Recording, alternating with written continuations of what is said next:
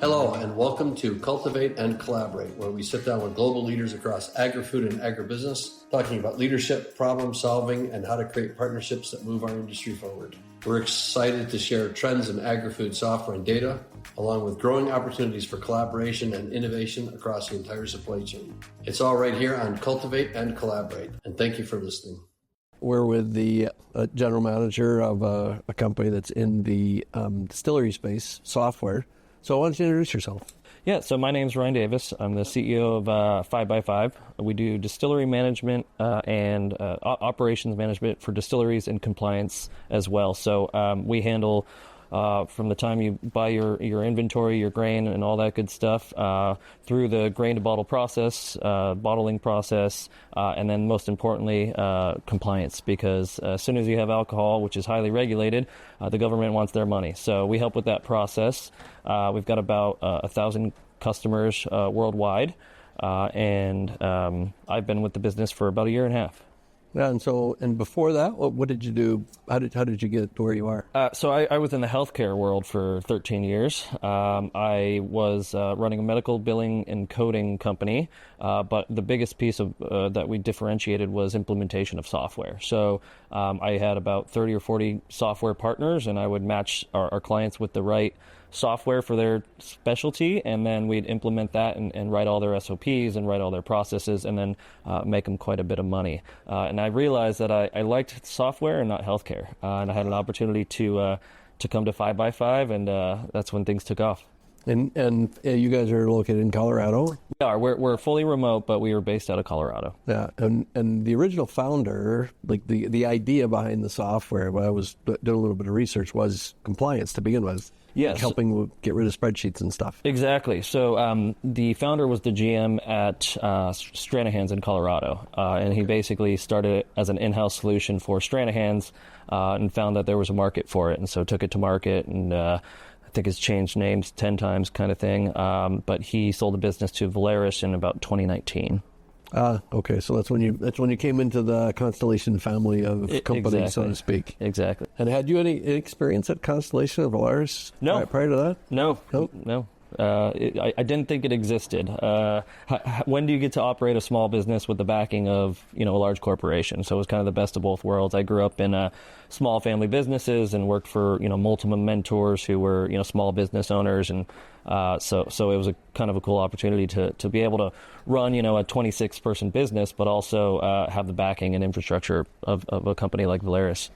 Yeah, it's the philosophy's been amazing. So I've been here for about 12 years, and our portfolio of companies are in the ag space. So that's what I was really interested in talking to you. And so, with some reluctance from the marketing team, I've agreed to expose my voice to the world. Okay, it's not something I do. I'm more of a back end guy than a front end guy. But I think there's enough happening in the world of agriculture that I think we can all learn from each other. So it's fairly complex, going from the ground, something that comes out once, maybe twice a year if you're in row crop. Right. Maybe multiple passes if you're in fruit and veg, for harvesting and that kind of stuff. But in row crop, it's you put it in once, you take it out once, and right, that's your event. Exactly. Right? We don't. People aren't coming in. We're not Walmart, right? People are buying our stuff every day. It's once going in, once coming out, and most of it's based on a market we can't control. Right. Either the input or the output price. Right.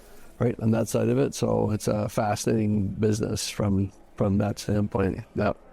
So in your business, but it grew from compliance to handling everything, and then you added partner services, I think, over the time, right? Right. So distilleries by nature are not very tech savvy or tech forward. So the basis of the business is we call it liquid accounting, right? And so you have to be able to report all the stages of your alcohol process, so production, processing, and storage, right? And so the government needs to know where everything is at one point, and so that includes all of your fermentable materials and those types of things. So it just made sense to kind of do the whole process from A to Z. Yeah, sure. All the way to compliance. And you went from distilleries to breweries and craft breweries, and so we had breweries as a product for a long time. Yep. We no longer do breweries. Oh, okay. We just do distilleries. But we partner with a company called Beer 30 that does breweries. So we call some of our clients brewstilleries. They have a brewing side and a distilling side. So we partner with Beer 30 to provide kind of dual services to those people. Yeah, fun. Well, I think from an agricultural standpoint, it's the what do you see happening in the industry? Either it's a regulated environment, for a while, but we're seeing massive changes in consumer preference, right? And not and label, right? Being able to see like deeper and how is that affecting your business, right?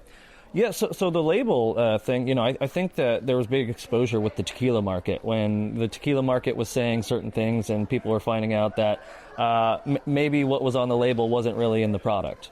And so this really grew into an agave spirits world, right? So it's only tequila if it comes from Jalisco. And people said, well, we can just make it and call it agave spirits. So that's kind of really taken off in the past couple of years, and it's probably one of the biggest growth areas in the spirits world is agave.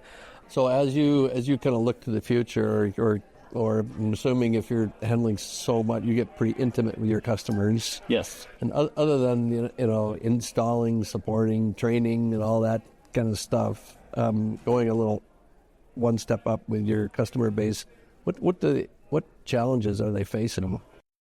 Yeah, so there's been an overproduction of certain types of alcohol, and so there's kind of a price correction right now. There's a lot of clients who are pulling back on production, right? And so they're sitting on barrels and product that they need to sell eventually, but they basically have to stop producing for a while.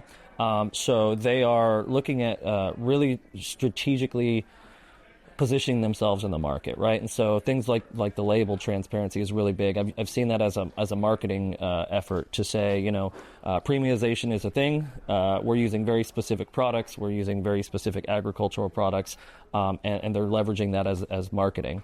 And then the other piece is helping to get them kind of in that digital world. Most distillers are, I like to say, they're artists, so they're perfecting their craft.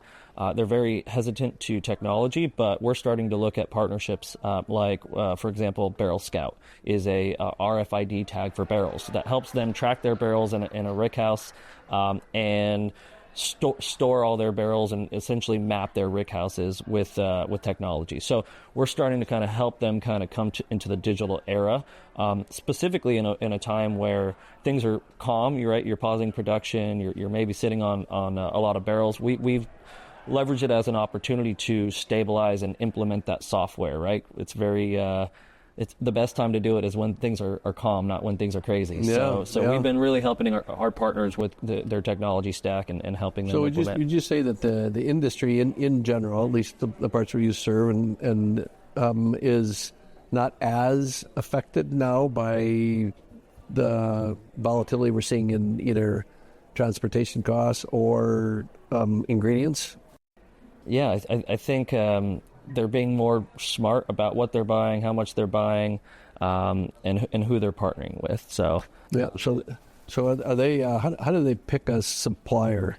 Do they dictate what's put into the field, or are they like acquiring from an aggregator? So they're usually acquiring from an aggregator. I mean, I was at a spirits conference 2 weeks ago, and you have 50 grain guys and 50 corn guys, and a bunch of people that they mostly have relationships with already. And again, they really focus on kind of localization. So there's just using California, they're buying everything from California. In Kentucky, same thing. They want everything to kind of be local and specific to that area. Okay. And is the has the sustainability push and carbon credit scoring, is that all like pushing down into your industry as well? Absolutely. And so, and again, people have leveraged it as a marketing tool, right? Because one, they want to do it, but two, that's what people are looking for when they buy a product. They want the story, they want the information. They look at the labels, they read into it, they want to know what ingredients and where they're coming from, and that kind of thing. Being outside your particular part of our industry, right, on that side of it, you hear rumors that the consumer demands are changing pretty dramatically. This younger crowd coming up are not drinking as much. Right. They're kind of going, how's your industry dealing with it? Are they seeing demand drop off on your side, or? Yeah, so we're seeing people buy more expensive bottles. So they're buying nicer things and drinking less. So, whereas, previously, people were buying in volume, especially during COVID, people are really looking for that premiumization. And then also we are starting to see a little bit of a recovery in kind of the younger age group starting to consume again. Sometimes we say maybe they haven't really been chewed up and spit out and need a drink at the end of the day, and we're starting to see that change actually. Oh, really? Mm-hmm. So they are starting to pick up consumption, which is a good thing and a bad thing. Everything in moderation. Exactly. Right? Everything in moderation. Yeah. What data pools do your customers leverage to figure out what consumers need? Are there particular places they go to look for that? Yeah, so for us, it's really so production obviously is a big piece, and we're looking at building some products that kind of focus on production, but that's a big push in the tech space, which is leverage your data to make informed business decisions, which distilleries haven't, some of the bigger guys have, but when we're working with kind of those small and medium-sized businesses, they don't know how to leverage their data. So what we've done is we've taken, for example, a BI tool, integrated it into our software, and we can build any type of dashboard that any particular client needs. It's very customizable. And the cool part is, I always say, if you want to know how many barrels you harvested on a Saturday while it's raining, you can pull that information. And so we're really having to teach people, our clients, how to use their data and information to make informed business decisions. And it really comes down to production. Hey, what do we spend our time and energy on versus what do we kind of scale back on? Which SKUs do we kind of focus on? So that's where we help quite a bit. Yeah, it's interesting. I think as the older you've seen the transitions right in the whole software space, and we kind of went from building systems of record, where the engineer was the smart one and the application programmer was the second smartest guy in the room, and the data guy was, well, if they want the data, here's a set of canned reports. You want to change a field, fine, I'll let you do that, but I'd rather you use this third-party report writer. Right. So if you wanted the data, it's like our job was to help them get the data in to generate whatever monthly, quarterly, whatever report they have. Right. The old crystal reports era. The old crystal reports. Yeah, exactly. Don't bother the software developer with something as menial as figuring out what's in the data. Right. Because we don't know we just collect it, right? We're like data collectors. And over the last, and especially now with AI coming up, it started with BI, right, on that side of it, or these reporting tools, but it's just seen a real shift. And even in our space, where the expense has gone into the data analyst, right? It's going to drop it on the engineering side. Right. Now we're using AI to generate software to collect the data, and then now we're asking it to look for patterns. Right. That's exactly. Are you seeing the same thing? Yeah, absolutely. And so we have a big push into data, right? So our developers are really coding with AI, and so they've essentially become project managers, so they're solving different problems than they were maybe a year ago. And a lot of that is how do we leverage that data and kind of turn it into informed decision making and informed kind of production goals and those types of things. And so yeah, absolutely, it's really changed kind of how we look at things. And even our technical lead is focusing on something completely different than he was a year ago. He was pushing out code, writing all the code, and now he's training agents and those kinds of things. So it's weird. It's weird. It's weird. Yeah. It's kind of a fun, fascinating time again. You see a lot of people with more energy, right, than they had maybe in the last 4 or 5 years, and it's not just a new toy to play with. It actually can provide you with some actionable insights. Right. That maybe weren't there. Like in the old days, you'd write a report, you'd give it to your customer, and the customer would look at it and he'd say something like, well, now that can you do that? Can you do this? Right. And can you do that? Well, now these agents are trying to form relationships with us, right, by suggesting ways they can help, right, which is it's how humans form relationships, right. So I'm more interested in you, right, like to act that way, and then I ask, how can I help you or serve you? Right. You form a relationship that way, and these AI agents are, well, I answered this question. Here's 3 more I could answer for you. Right. It's like, Have you thought about this? Yeah, have you thought about this? Have you thought about that? No, that's a good idea. Can you run that for me? Right. Right, on that side of it. And it's I think we have a few people in our business are even giving them personal names. Yep, we've got a couple of those. Yeah. Yeah, and it's it's a matter of being okay with being uncomfortable, which has been interesting. Yeah. So that's been fun, and I tell people go as far as you feel comfortable, and then go a little bit farther until you're uncomfortable, and it's yielded some cool stuff. Yeah. Well, one of the things that happened, back in 2020, I guess, before that business was acquired right into the constellation, we had this little thing called COVID, right, that happened that just disrupted massive amounts of supply chains. And being in the industry, as long as I have, this thing called transparency, most of my really large customers, it was their knowledge about how to use what they had that differentiated them. Right. And so lack of transparency kept them profitable, at least in their minds. Right. This is my secret, right, on that side of it. And it's how they blend, how they make, the agronomic decisions they're helping customers do. But the consumer is demanding more transparency. And that transparency you get nervous. Right. Whether you're putting it into an agentic tool or you're trying to form deeper collaborations, not just one or two levels in your supplier-customer relationship. You got to go out multiple levels. Right. It's not just going into distribution. I forget about it. It's going to go there and then get repackaged and repriced and redistributed, and it's going to end up someplace, and it might get traced back to you.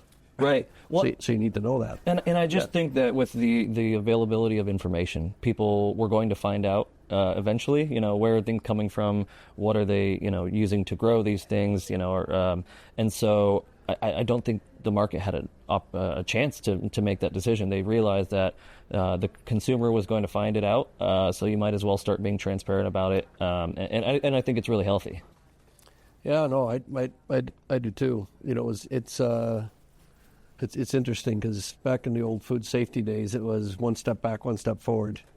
Right? If you see something, say something, that kind of stuff. But it was really just I'm only responsible for what I acquire and where I deliver it. Right. But that accountability is going farther back and farther forward, and it's not just what you have; it's how you handle it and picking the right supply chains to participate in, because they're also handling things in a way that supports that entire supply. Right. Whether that supply is focused on carbon sequestration or sustainability or labor practices or who knows what. Right. But that supply chain defines what it needs, and everybody has to participate in similar ways. So one of the cool things that's actually come up recently is one of our partners, the CDA's California Distillery Association, has a grant from the USDA that we're looking to potentially participate. We've got 70 distilleries in California. 50 of them are part of the CDA, and the USDA is investing in traceability, finding out where certain agricultural products are going in the market and who's using them and who's using what. And so we just submitted an RFP last week to hopefully kind of participate in that. Again, we have data, right? And they want our data. So we're looking at how do we participate in that and kind of help the market. And that's been really interesting. So, and then also a big piece of it is lot tracking, being able to, we just are about to release our lot tracking feature in our software that follows everything from A to Z. And that's been a big ask over the past year and a half. So it's been a 6-7 month project, and that's going to make a huge splash when we release that here in a couple weeks.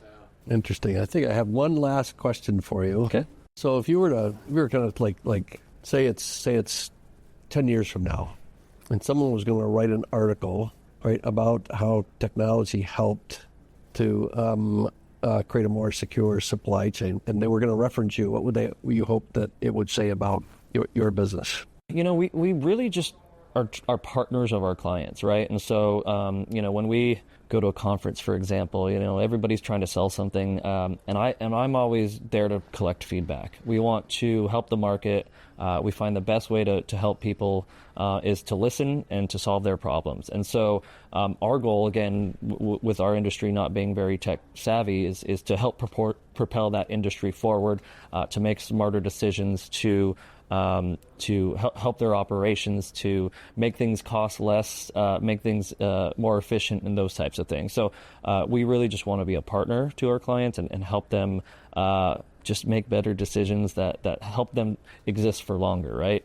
Especially in a world where spirits is kind of going in and out. People are being acquired every day. People are being shut down. 50% of our clients that we lose are shutting down their business. And so we want to help people stay open, keep their doors open, and serve their markets. Yeah, we always say around our business, it's we invest and we acquire businesses, right? And we bring them into the family of businesses that we have. Some people think we actually buy product, but we don't. We acquire customers. Right, absolutely. And it's not about the chair, it's about the man sitting in the chair, or the person sitting in the chair, right? And so we always say, how do you serve the man in the chair? Right, absolutely. absolutely. So don't talk to me about making the chair wood into aluminum, right? Or putting rocker arms, unless that's what the customer wants, right? It's like, how do you serve the man in the chair? And it's not technology for technology's sake; it's technology for business sake. Right. Yeah, and one of the big things is, like I mentioned, there's been an overproduction.